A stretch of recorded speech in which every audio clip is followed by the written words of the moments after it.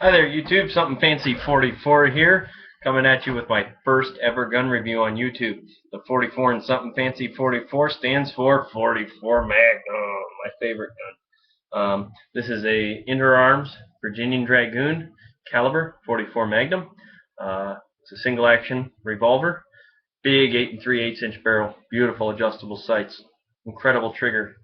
Everything about this gun screams Dave's favorite gun. I guess first things first, I'll do a safety check, show all you guys this firearm. It already has been checked, but it's unloaded and safe. 1, 2, 3, 4, 5, 6, 7, 8, 9, 10, 11, 12. No, it's not a 12-shot revolver. I wanted to double check. This was manufactured by Interarms in Alexandria, Virginia in the late 70s. Notice I say manufactured.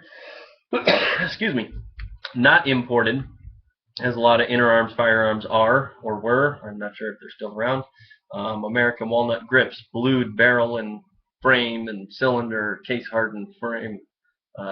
It's very, very, very, very, very nice. The bluing on this is about as good as a Colt Python, which I know what the bluing on a Colt Python looks like. Trust me. And this is just as good. This is really nice bluing. This is how they used to make guns. And this is not some fancy multi-$1,000 custom shop revolver. Back when these were made, these were considered, for lack of a better term, run-of-the-mill. This was just how they used to make them. And there's a lot of craftsmanship that went into this. Everything's fitted very finely. The lockup is tight. This is a button rifled barrel. And I found it to be very accurate, most accurate with a 265 grain Elmer Keith bullet mold. I have a Lyman mold. I believe it's 265 grains. I'd have to check on that. But gas check, lead bullets, oh, they're incredibly accurate. I'm going to put it down for a second to show you what I hunt with out of this revolver. It's a Hornady, 240 grain, jacketed hollow point. Pretty potent round right here. This will put a lot of hurting on whatever it's pointed at. Just to give you an idea, size comparison for those of you who aren't familiar with 44 Magnum, there's a 38 Special, okay, and there's a 44 Magnum. A lot more case capacity in this one, a lot more power, a lot more bullet weight. There's just, I know there's bigger guns, 460 Smith & Wesson, 500 Smith & Wesson, 454 Casull, 480 Ruger. I'm probably missing a couple, but 44 Magnum, in my opinion, is pretty damn capable of whatever the task may be. For me, this is well, I haven't shot anything with it yet, but this is a hunting firearm. I hope to cleanly take a deer with this someday. I hunt with a muzzleloader, solely a muzzleloader actually. But this right here, it would tickle me pink to be able to go out and hunt with this. This has a couple interesting features that I'll share with you. I know there's not a lot of information out there about these. First off, the sights. Let me see if I can show you. Okay, there we go. There's a rear notch, front white dot. Pretty basic. Adjustable sights, very, very nice. I shoot extremely accurately with this thing, but that's because it has, well, 8 3/8.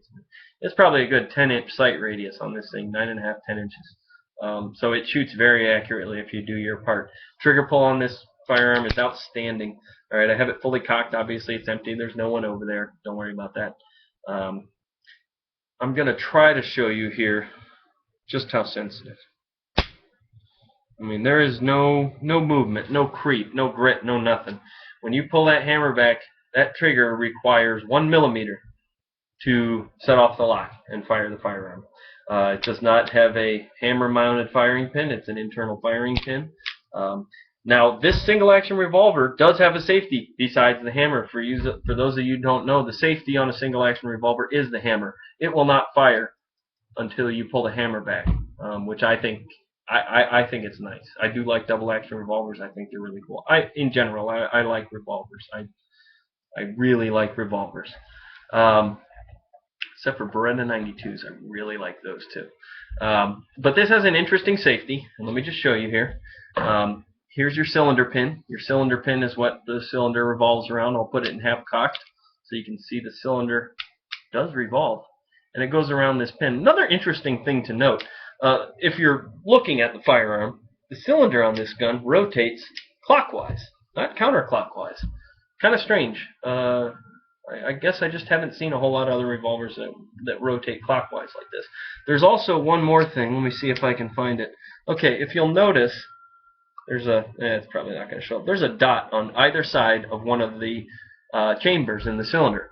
And that's so that you can keep 5 rounds in it. I still keep 5 rounds in it, not 6, so that I have an empty chamber under the hammer, because when the hammer is down, the firing pin is pushed forward. So I carry it like an old Colt with 5 rounds. But 5 rounds of 44 can put a lot of hurting on whatever the intended target may be. But anyway, back to the safety. What you do is you push in this spring-loaded catch pin, and there's actually 2 stops. You see, I just slid that in there, okay? Now, I'm not going to be able, I doubt you'll be able to see it, but right in here, okay, the end of that pin came through. And what that does is block the hammer, okay? Now watch this. This is pretty cool. See how that hammer stops right there? Now that I've done that, oh God, I can't even operate the hammer, rotate the cylinder. I've just rendered this firearm useless, okay? And that is a great safety in my opinion.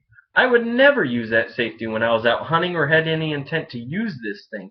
But if this is put away in a safe, a drawer, a closet, whatever, you know, you got this thing stored and you want to make sure that nobody comes across this thing and hurts themselves or someone else, then you can pretty much render this thing useless. And I think that even a seasoned shooter, someone that's really into guns, is going to be hard-pressed to figure out exactly what it is that's stopping that, because it's just not very intuitive. So I'm going to go ahead and disengage this. Which actually, excuse me.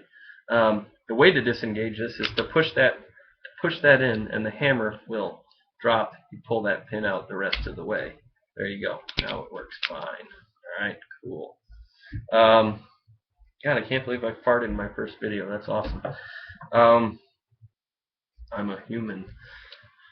One cool thing I like about this, one of the many cool things I like about this, I don't know if you can see that, it says "Don't tread on me."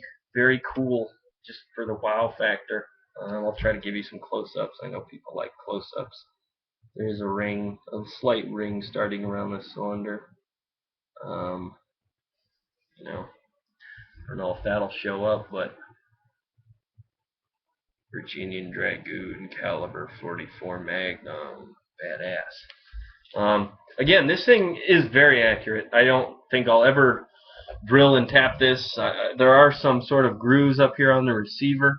I don't know if someone has ever attempted to put a red dot on this, but the truth is I find it very accurate with the iron sights that are on it. I really enjoy this gun. And I don't see a whole lot of people that have information about these, so I just thought I'd show it. Current market value on these, I think, is around $500 or $600 if you're in the right place.